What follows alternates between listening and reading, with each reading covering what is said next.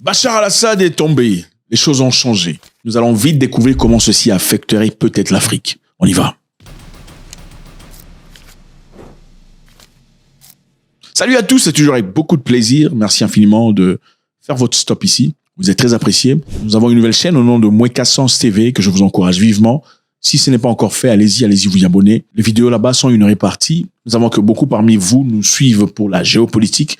Il y en a qui sont venus pour le développement personnel. Il y a aussi ceux qui sont là pour les red pill et pour autre chose. À partir de cette nouvelle chaîne, vous pourrez directement être redirigé vers vos éléments d'intérêt. Ok, donc faites-le maintenant. Si ce n'est pas encore fait, cliquez là-dessus pour y aller. À tout de suite. Ok, nous sommes en Syrie. Ça se passe pour de vrai. Bachar al-Assad est tombé, il n'est plus. Une dynastie de 50 ans qui s'éteint. Alors, quelles sont les répercussions?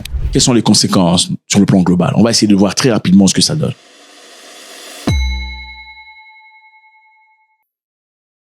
En Russie, l'utilisation officielle du mot « opposition » pour décrire le groupe qui contrôle désormais Damas marque un changement. La semaine dernière, le ministre russe des Affaires étrangères, Sergei Lavrov, a catégoriquement qualifié ce groupe de terroriste. Ah oui, c'est ce qu'il a dit pour décrire. Mais cette fois-là, en parlant il a parlé de groupe d'opposition. De terroriste à groupe d'opposition. Qu'est-ce qui s'est passé? C'est grand. C'est un changement énorme. Donc, quelque chose s'est passé. Il y a eu certaines discussions et certains arrangements. De terroriste à groupe d'opposition. Très intéressant. Il n'a pas dit le nouveau pouvoir en Syrie. Il a dit le groupe d'opposition.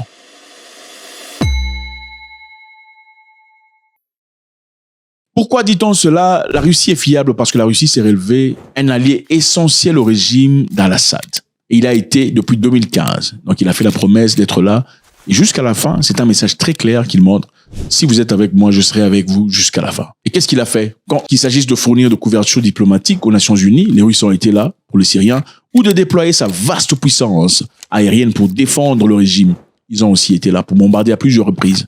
Donc manifestement, les analyses attribuent largement à la Russie le mérite d'avoir maintenu le régime de Bachar al-Assad.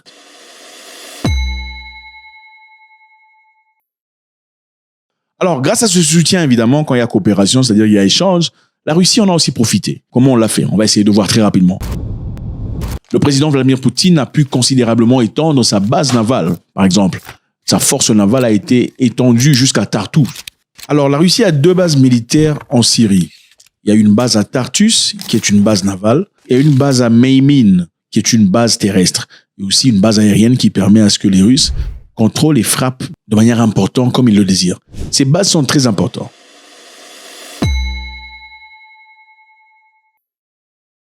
Alors pour que l'on comprenne, il est évident que tout le monde ne comprend pas. Voici où vous trouverez Tartus. Tartus, c'est en Syrie. Ok?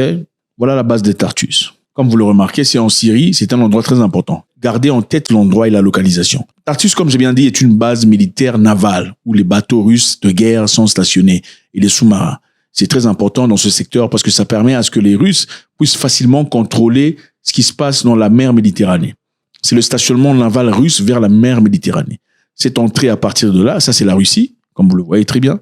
À partir de la Russie, la Crimée, on peut facilement entrer ici, dans le détroit turc, pour aller jusqu'à la base militaire de Tartus, la base navale. Et à partir de là, on peut opérer facilement dans la Méditerranée, ou peut aller en Afrique, on peut faire tout ce qu'on a envie de faire sur le plan naval. Il y a aussi la base terrestre de Hemeymin. Hemeymin n'est pas très loin de Tartus.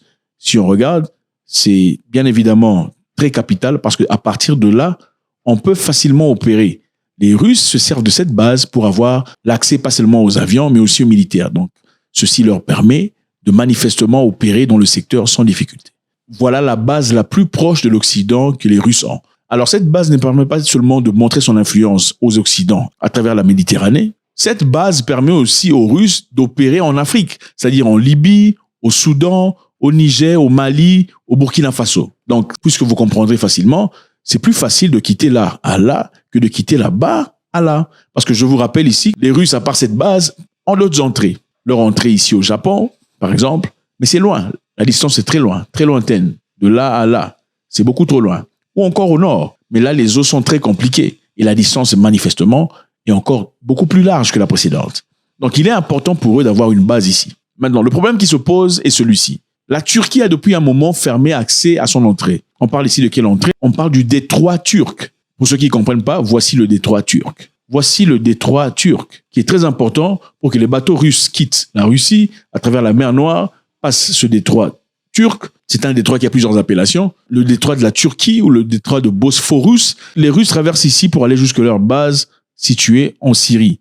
Ceci leur permet évidemment d'opérer. Depuis la Russie, on peut facilement approvisionner ces bases d'armement, de nourriture, de tout ce qu'il y a comme préparation pour finalement opérer partout ailleurs. Donc, facilement vers l'Occident et facilement vers l'Afrique. Maintenant, si cette base est fermée, puisque les rebelles sont là, on ne sait pas tout à fait ce qui va se passer. Bachar al-Assad, qui était allié aux Russes, est parti. Maintenant, ce sont les rebelles qui sont présents. Si les rebelles ne sont pas amis aux Russes, c'est-à-dire que la Russie n'aura plus cet accès à cette base et devra opérer depuis la Russie. Donc, encore une fois, les deux bases situées dans la province de Latakia sont sur la côte méditerranéenne syrienne. Se sont relevées vitales pour les ambitions internationales de la Russie, servant de rampe de lancement pour les opérations de soutien au régime syrien et des bases permettant à Moscou de projeter son influence à travers la région méditerranéenne et l'Afrique. Donc, depuis 2013, Assad a fourni à la marine russe un lieu sûr pour ses navires de guerre de taille moyenne opérant en Méditerranée. Son objectif principal était d'entretenir et de reconstituer des moyens navals russes, leur permettant ainsi d'opérer dans la région pendant de plus longues périodes. Alors jusque-là, évidemment, il y a un problème. Le problème, c'est lequel la Turquie n'autorise plus les entrées des bateaux militaires ici. Les Russes ne peuvent plus traverser le détroit de Bosphorus pour aller opérer en Méditerranée. Donc voilà le problème qui se pose. Voilà pourquoi ces bases ici étaient très importantes. La Turquie n'autorise pas les navires de guerre à transiter dans le Bosphorus, ce qui signifie que sans les bases russes à Tartous, la seule façon de projeter sa puissance navale en Méditerranée passe par le Baltique, ce qui n'est pas du tout idéal. Et jusque-là, les amis, nous savons que les Russes ont discuté avec les rebelles et comme les bases sont là, les bases n'ont pas été touchées. Il n'y a pas eu d'attaque sur les bases russes en Syrie. On ne sait pas jusqu'à quand ça va traîner parce que les sources du Kremlin ont donné aucune indication sur la durée des garanties de sécurité qu'on a données aux bases russes en Syrie. Donc, c'est une inquiétude intense. La base navale, de même que la base aérienne de Emlin, qui fournit un soutien aérien aux opérations en Afrique, dépendrait également de la bonne volonté de la Turquie. Ce qui ne plaira probablement pas Vladimir Poutine dans ces instants. Voilà donc les conséquences qui arriveraient si la Russie perdait définitivement Tartous.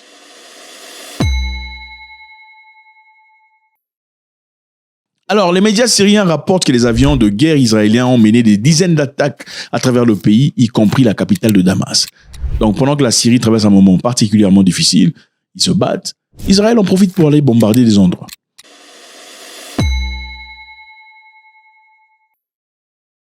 Il y aurait eu apparemment plus de 200 frappes depuis que la guerre a commencé il y a quelques jours en Syrie. 200 frappes, les amis.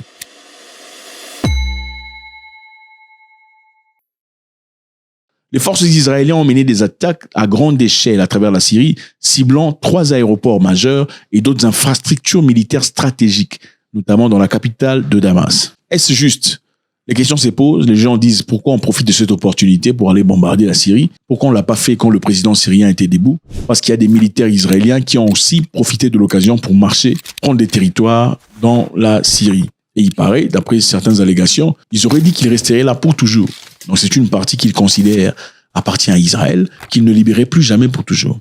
Et aussi, ceci a enflammé l'opposition, c'est-à-dire les rebelles, qui disent qu'ils sont prêts à marcher jusqu'à Tel Aviv, si c'est pour ça. Ils estiment que c'est un coup bas, profiter pendant que le pays traverse un moment difficile pour faire leur attaque, au lieu de le faire ouvertement quand tout était stable. L'Égypte, le Qatar et l'Arabie Saoudite ont condamné cette incursion. L'Arabie Saoudite a déclaré que cette décision nuirait les chances de la Syrie de rétablir la sécurité. En attendant, les États-Unis d'Amérique soutiennent Israël dans cette démarche, c'est-à-dire la présence et l'occupation israélienne des terres syriennes est acceptée par les États-Unis d'Amérique. Donc voilà les amis, ce qui se passerait si les choses changeaient en Syrie pour la Russie. Ils n'auraient manifestement plus accès à ces bases militaires qui sont très importantes, pas seulement à leur présence vers l'Occident, mais aussi pour leur aide qu'ils apportent en Afrique, notamment au Burkina Faso, au Mali, au Niger, en Égypte et au Soudan. Merci infiniment les amis, c'est toujours avec beaucoup de plaisir. Il y a une édition très importante que l'on poursuivra, mais l'on ne fera pas aujourd'hui. Faites-nous savoir ce que vous en pensez. God bless.